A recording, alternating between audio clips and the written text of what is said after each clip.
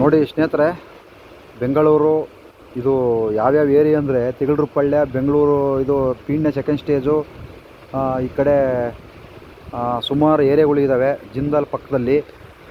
ಆ ಏರಿಯಾ ನೀರು ಬೆಂಗಳೂರು ಏನು ಈ ಕಡೆ ಚಿಕ್ಕಬಿದ್ರಕಲ್ಲು, ದೊಡ್ಡಬಿದ್ರಕಲ್ಲು ಈ ಕಡೆ ನೀರು ನೋಡಿ, ಚರಂಡಿ ನೀರನ್ನ ಇದು ಎಲ್ಲಿಗೆ ಹೋಗುತ್ತೆ ಗೊತ್ತಾ ನಿಮಗೆ? ಯಾರಾದರೂ ಏನು ಸುಮ್ಮನೆ ಆರಾಮಾಗಿ ಎಲ್ಲ ನಮಗೆ ಹಾಕ್ಬೇಕು ಅಂತ ಎಲ್ಲ ಸುಮ್ಕೆ ಇರ್ತೀರಿ.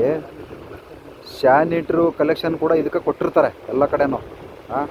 ನೋಡಿ ಇಲ್ಲಿ ಕೊಟ್ಟಿದ್ದಾರೆ, ಅಲ್ಲಿ 2 ಪೈಪ್ ಹೆಂಗೆ ಕಾಣಿಸ್ತಾವೆ ನೋಡಿ. ಸ್ಯಾನಿಟ್ರಿ ನೀರು ಇಲ್ಲಿ ಇದಕ್ಕೆ ಬರುತ್ತೆ.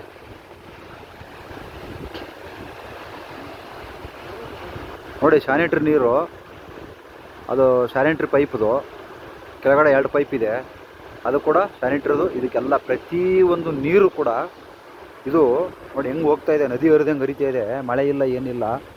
ನಾವು ಖರ್ಚು ಮಾಡಿರ್ತಕ್ಕಂಥ ನೀರು ಯಾವುದು ಬಾತ್ರೂಮ್ದು, ಬಟ್ಟೆ ತೊಳೆಯೋದು, ಸ್ನಾನ ಮಾಡೋದು, ಇದೆಲ್ಲ ನೀರು ಎಲ್ಲಿಗೆ ಹೋಗುತ್ತೆ ಗೊತ್ತಾ?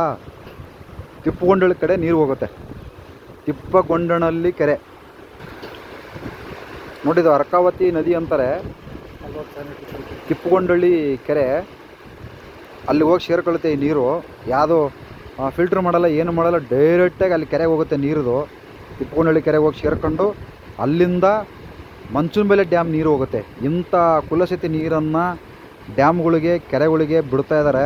ಇದನ್ನ ಏನಾರ ವ್ಯವಸ್ಥೆ ಮಾಡ್ಬೋದು ಬೇರೆ ಕಡೆ ಬಿಡೋಂಗೆ. ಆದರೆ ಪಾಪ ಆ ಕೆರೆ ನೀರು ಯಾರು ಕುಡಿಯಲ್ಲವಲ್ಲ, ಅದರಿಂದ ದಯವಿಟ್ಟು ಹೇಳ್ತಾ ಇದ್ದೀನಿ, ಫಿಲ್ಟ್ರ್ ಮಾಡಿ ನೀರು ಕೆರೆಗೆ, ಡ್ಯಾಮ್ಗೆ ಹೋದರೆ ಒಳ್ಳೆಯದು.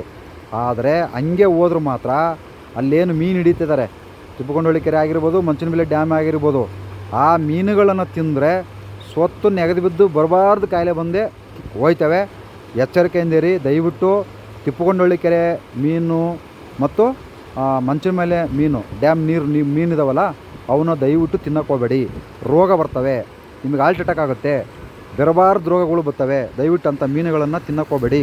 ಈ ನೀರು ನೋಡಿ ಹೆಂಗಿದೆ ಕರ್ಗೆ, ಈ ನೀರು ತಿಪ್ಪಗೊಂಡಳ್ಳಿ ಕೆರೆಗೆ ಹೋಗುತ್ತೆ.